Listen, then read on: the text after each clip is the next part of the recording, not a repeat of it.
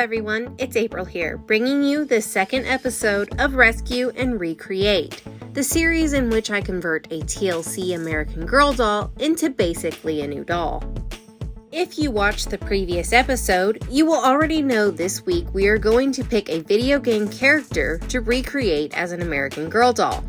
So on this week's wheel, we have the first 6 video game character suggestions I received, and they are Princess Zelda from Zelda, the Marionette from Five Nights at Freddy's, Rosalina from Mario Kart, Lara Croft, Tombraider, Ramona Flowers, Scott Pilgrim vs. the World, and Alice from Resident Evil.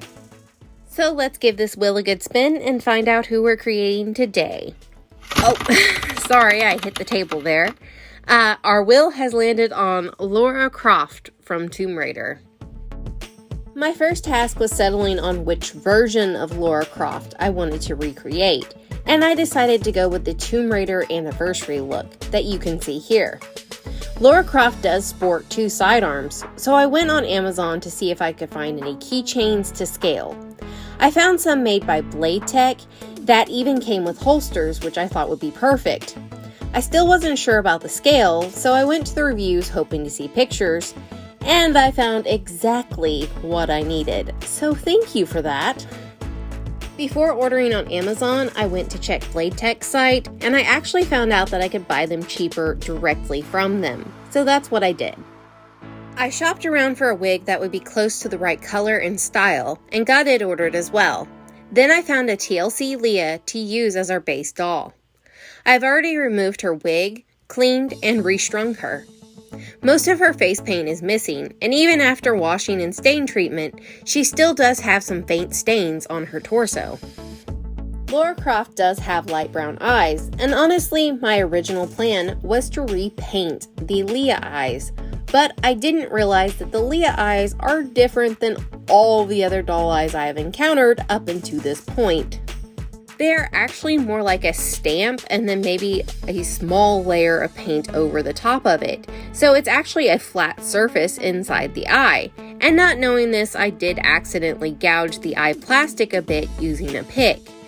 I was still going to try to repaint them after this point, but it was very hard to get them even since there aren't the little divots for the pupil and the iris details. So I ended up buying some eyeballs from Dallas Doll Co. instead. While I wait for the eyes to arrive, the face is completely on hold in the meantime. So I'm going to go ahead and make a list of the things that I will need and head to Hobby Lobby. Alright, now that I have the supplies I need, let's get started.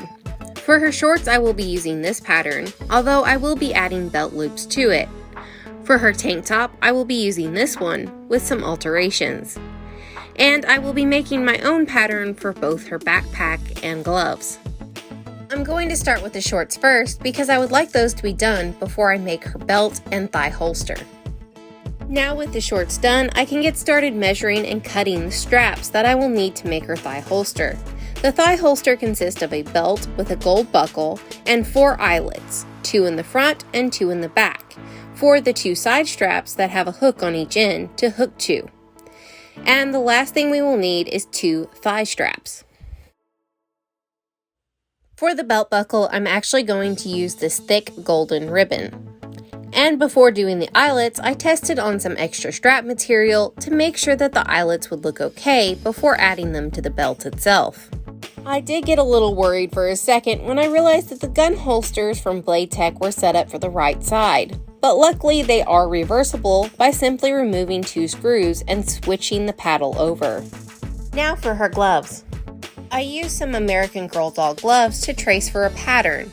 Then I cut and sew the pieces. Since her gloves have open fingers, I will hem down the top of the gloves as well as the bottom. And I will also hem down where the thumb goes. For Laura's shoes, I used these TLC boots. I painted over the imperfections and the pink laces. I also added a pattern to the top edge that hopefully kinda makes it look like a sock. And with that, her outfit is complete. Now that I have her eyes here and installed, I will paint the lids.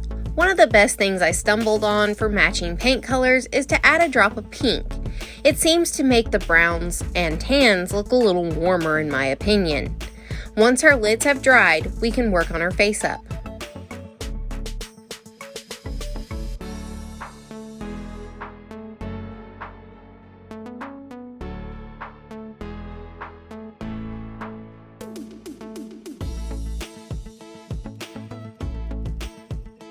Her makeup appears to be natural with very light coloring on her cheeks, so that is what I will try to recreate. I will start with her eyebrows, adding faint lines at the beginning of the brow between the eyes, then where the arch is at its highest point, and then where the eyebrow will end. I will do this on both sides, trying to make them as even as possible. And I just wanted to take a moment to remind everybody about the giveaway that I'm doing when I reach 1,000 subscribers. And that giveaway includes a Truly Me number 47 doll, the World Traveler Tokyo outfit, a CC beanie cap, a camera that actually flashes and makes shutter sounds, the very first pair of jeans I made on my new brother's sewing machine, a pair of American Girl Doll earrings, and today we will add the Blade Tech gun and holster keychain in honor of today's video. So if you haven't done so already, please be sure to subscribe and fill out the Google document entry form in the description below. I'm still trying to decide if I want to add lashes, but I will be adding corners to the eyes to hopefully make them appear more elongated. At this point, I'm going to go ahead and start adding her blush, and if I decide to add lashes later, I will do so. For adding blush and face color, Laura's blush appears to be more orange in color, and it goes across the bridge of her nose. It appears she also has additional color on her chin, around her eyebrows, and on her forehead near the hairline. I'm using a dark orange watercolor pencil to try to recreate a similar look. So Laura's lips turned out to be a bit of a nightmare for me. It took at least 3 or 4 tries, and to be honest, it's probably still not quite right, but I did try. My last step was to touch up the teeth, and now I'm going to put some masking tape eye protectors over the eyes before sealing the face. I have her wig glued into place, and now I'm going to give her hair some tendrils. And I just want to interrupt for a moment to let you know that the next episode of Rescue and Recreate, the category is actually going to be a surprise, so be sure to ring the bell below to get notified as soon as the video drops.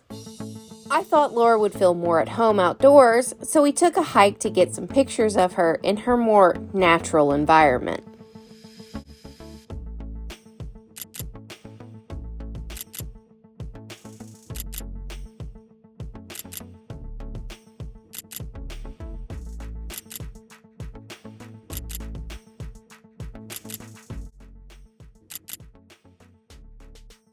Here is her before and after, and here she is next to Lara Croft.